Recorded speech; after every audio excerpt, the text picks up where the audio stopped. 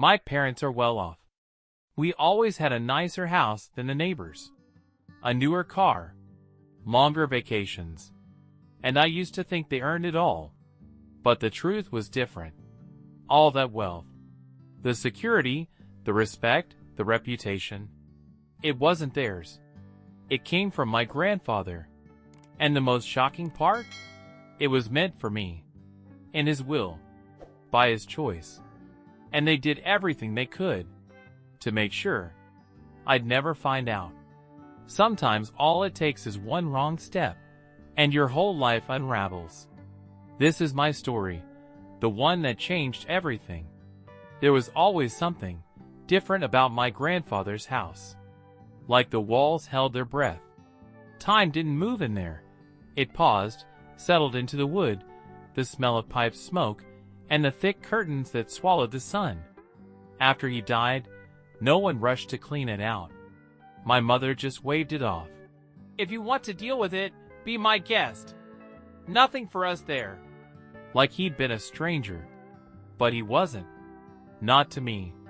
I went alone. Keys in my pocket, something uneasy in my chest. Not sadness. Not grief. More like trespassing. Like I wasn't supposed to be there. And yet, no one was left to stop me. The first thing I felt when I stepped inside was the cold. The house wasn't dead, just silent. Watchful. As if waiting. I wandered room to room, touching objects like they might come alive. I wasn't sure what I was looking for. A letter? A photo? A trace of who he really was, beyond the bitterness others spoke of. But everything was too clean. Too untouched. Like someone had already gone through it all. On the second day, I went down to the basement. It smelled like dust, damp with time. In the corner stood a trunk I'd never seen before, wooden, iron-trimmed. The key was still in the lock. I turned it. Inside, yellowed newspapers, old reports, faded photos. And a Bible. Worn, with a fabric bookmark.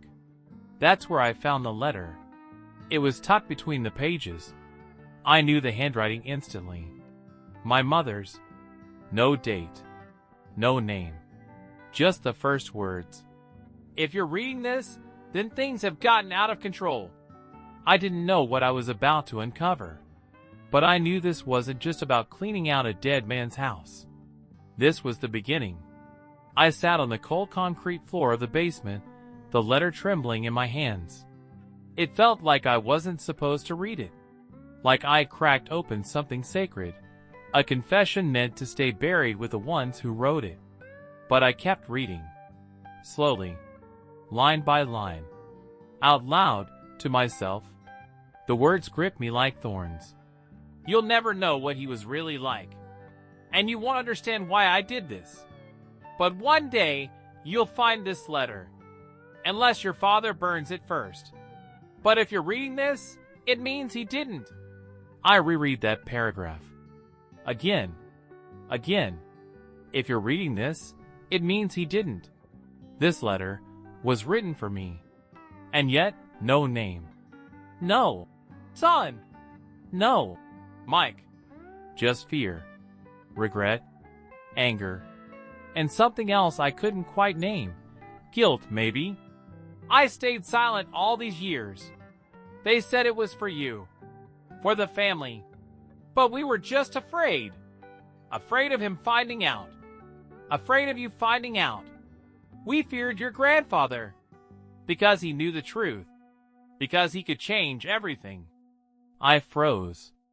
All my life, I'd been told Grandpa was odd. Controlling. Difficult. That he never shared. That he was cold, distant. That he was dangerous in his silence. But what if that wasn't true? I folded the letter. Placed it on my knee. Looked back at the trunk. I began sorting through the rest. Folders, receipts, fragments of letters, documents with half-legible text, financial statements I didn't yet understand. It didn't say much. But it hinted. And now I knew. I could feel it. There was something buried here. Something big. Something meant for me and no one else. I went back upstairs, sat in the chair by the window. For the first time in years, I felt anger, not toward my grandfather, but toward the ones who kept me from this. The ones who painted him as a monster, maybe just because he didn't fit into their plans. If what I found was only the beginning, how much more had they hidden from me? And more importantly, was I ready to find out?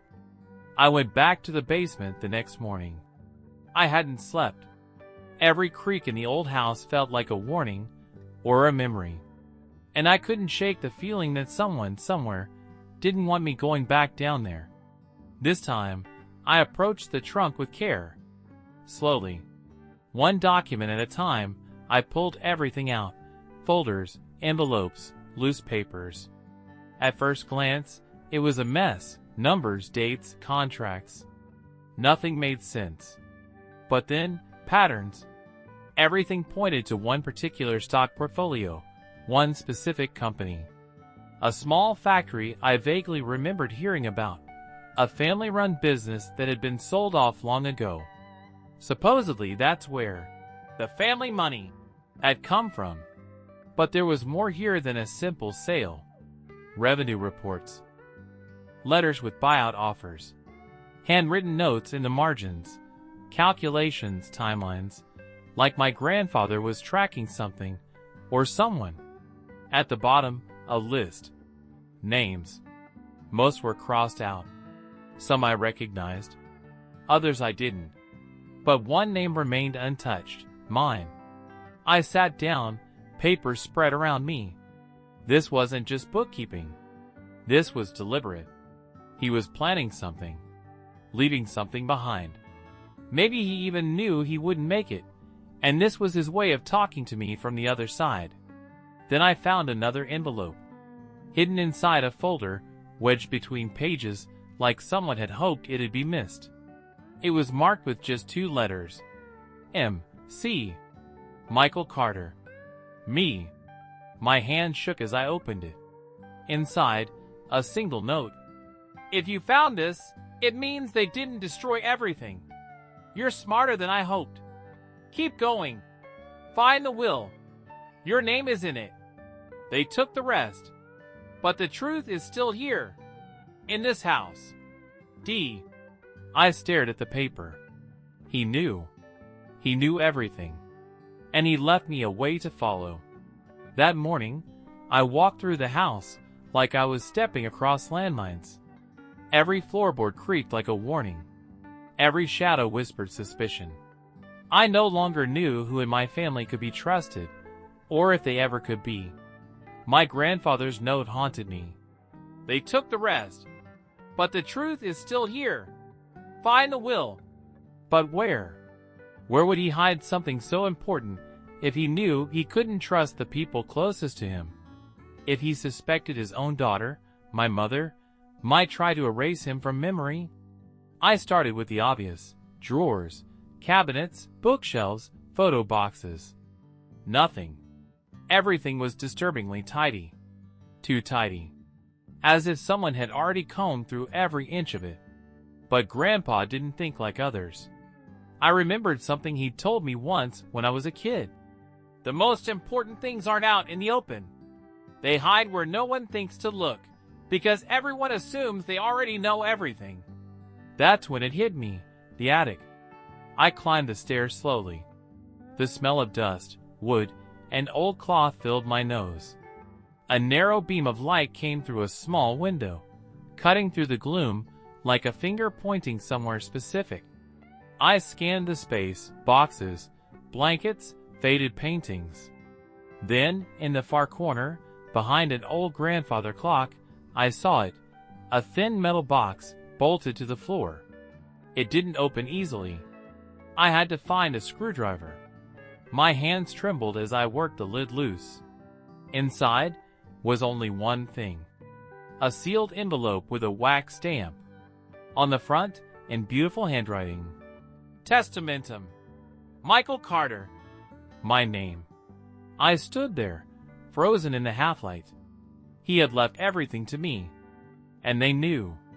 And still, They took it. I held the will in my hands like it might burn me. It didn't feel like paper anymore. It felt like truth. Heavy, breathing truth that had been buried for years. I didn't open the envelope right away. I couldn't. I just sat next to it on the attic floor, leaning against the wall, letting my thoughts spin. I remembered the last real conversation I'd had with my grandfather. It was nearly 2 years ago. At the time, I brushed it off, but now, it came back in full clarity. We were sitting on the porch. He was silent for a long time, then looked at me, really looked at me, and said, "You're not like them, Michael. Don't forget that." Back then, I thought it was bitterness. Some kind of old man's grudge against his family. But now those words rang louder than ever, like a beacon I'd been blind to. And now the light was blinding. I climbed down from the attic, the envelope clutched tightly in my hand. I couldn't open it yet. Not because I was afraid of what it said, but because I already knew. Deep down, I knew it would change everything. Not just for me, but for them. And they didn't like change. Especially the kind they couldn't control. I started to wonder, who else knew about this will? If my parents had hidden it, they couldn't have done it alone. Someone else might have helped. Or at least someone might have known enough to warn me away. Maybe even someone still watching. Because if my grandfather had been smart enough to hide this, then someone just as clever could have been watching all along, waiting to see if I'd find it. And I had. Now I had to decide what to do with it. I drove home with the envelope in my backpack like it was a live detonator. Every red light made my heart pound harder. Every passing glance from another car made me feel watched. Paranoid? Maybe. But something had shifted. I could feel it. As if finding the will had triggered something beyond paper and ink. I didn't tell my parents I was coming. I just showed up. My mother opened the door with a look I couldn't decipher.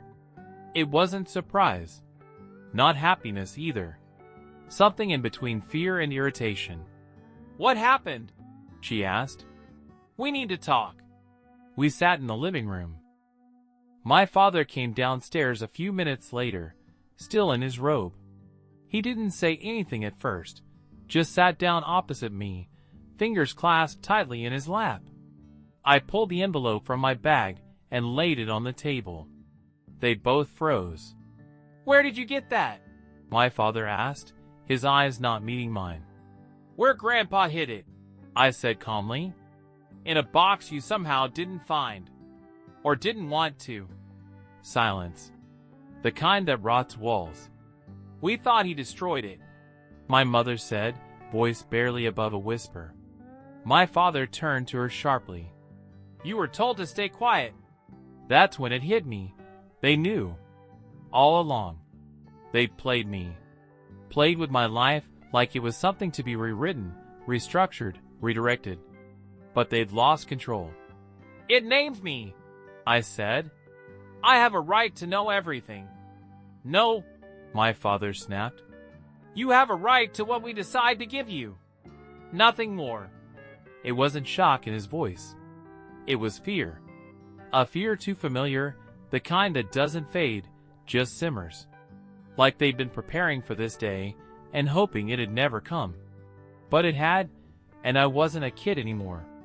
I saw through it. "What else did you hide?" I asked. "How far did you go?" My mother flinched. They weren't afraid of me knowing. They were afraid of me taking. Afraid of losing the version of the family they controlled. The version where I never asked questions. But I was done being quiet. I returned to my grandfather's house that evening. It was already dark, and a thick fog had rolled in over the neighborhood, dense, wet, almost alive. The streetlights flickered behind the mist like tired eyes, casting long, slow-moving shadows across the sidewalk. I pulled up next to the gate and stepped out, standing there for a moment, listening. The silence was wrong. Not peaceful. Not still. It felt tense, like the whole street had taken a breath and was holding it. I unlocked the door and stepped inside. The old bulb in the entryway flickered as it came to life, casting a dim yellow haze over the hallway.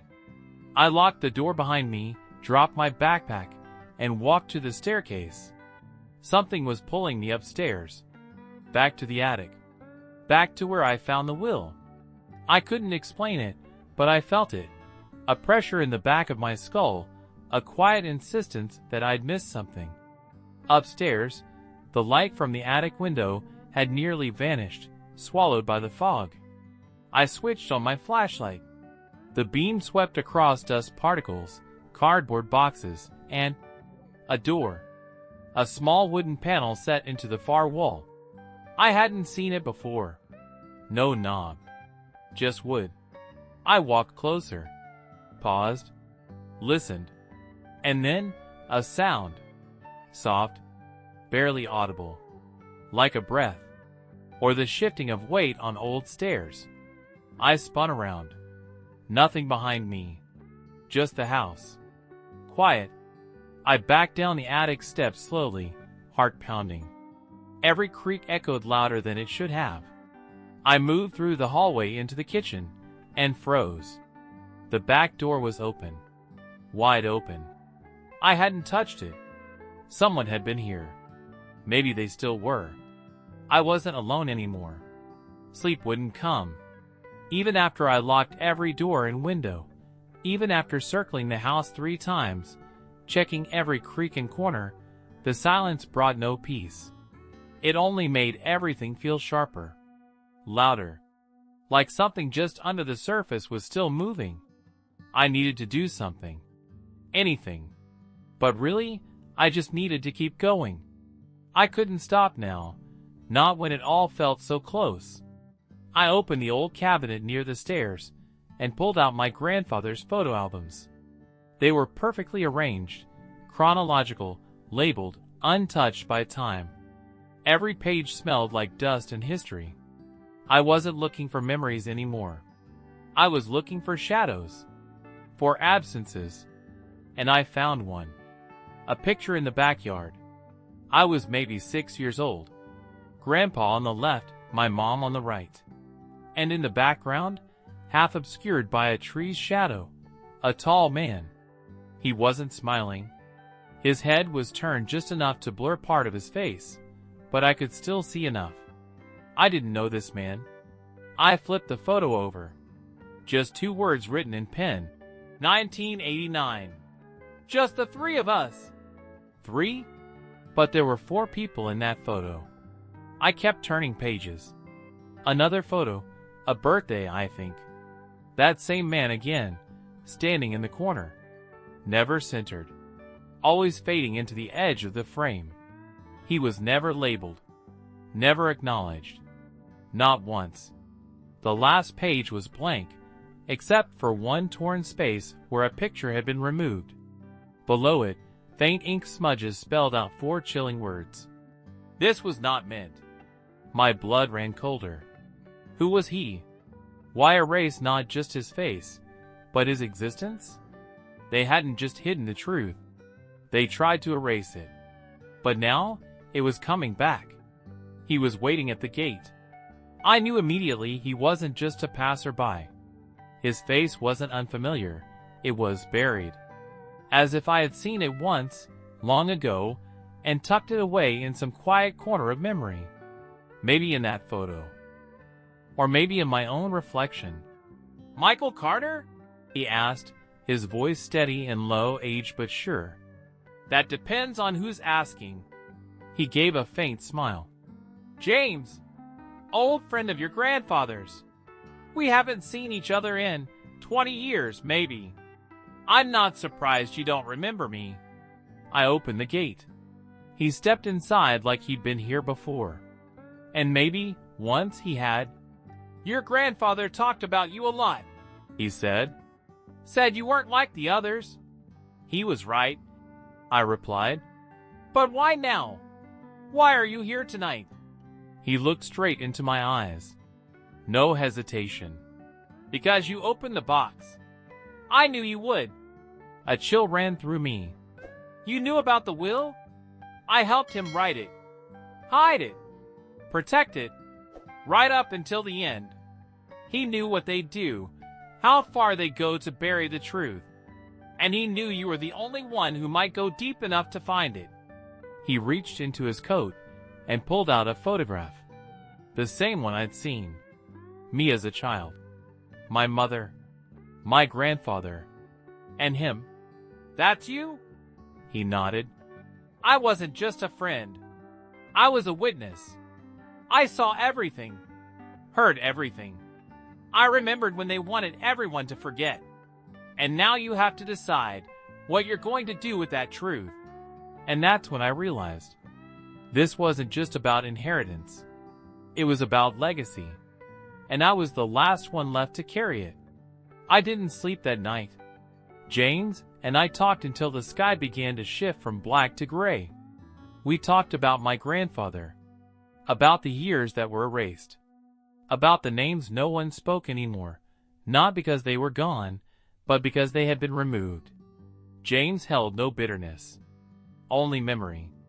Sharp, clear, careful memory. He handed me a letter. My grandfather's handwriting. It wasn't an apology. It wasn't a plea. Just a message, almost like a second will, but this one wasn't about money. You are my choice. You are the one who deserves to know. If you're reading this, then you've already stepped into the dark.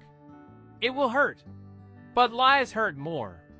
At sunrise, I drove to the name James had given me, my grandfather's old attorney. A man with tired eyes, wire-rimmed glasses, and a tone that suggested he'd been waiting for me for a long time. I showed him the will. He said nothing at first. Then he opened his office safe. Inside were documents. Originals. Certified. Signed. Stamped. Everything my grandfather left behind. And everything my parents had chosen to forget. But I wouldn't. I went home one last time. My mother was in the kitchen. My father, as always, was in the garage, pretending to fix something that was never broken.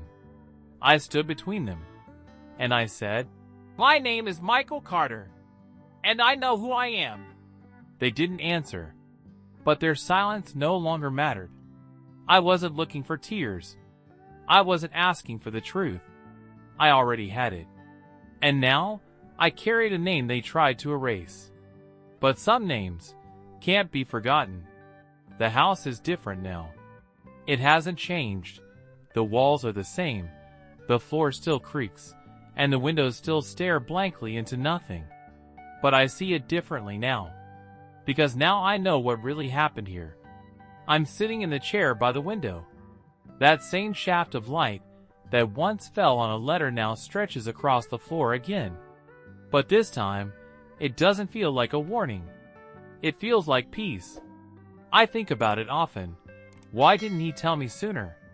Why did my family believe they had the right to rewrite my life? There's no answer. But I've learned something else. I'm not a victim. I'm an heir, not of wealth, but of truth.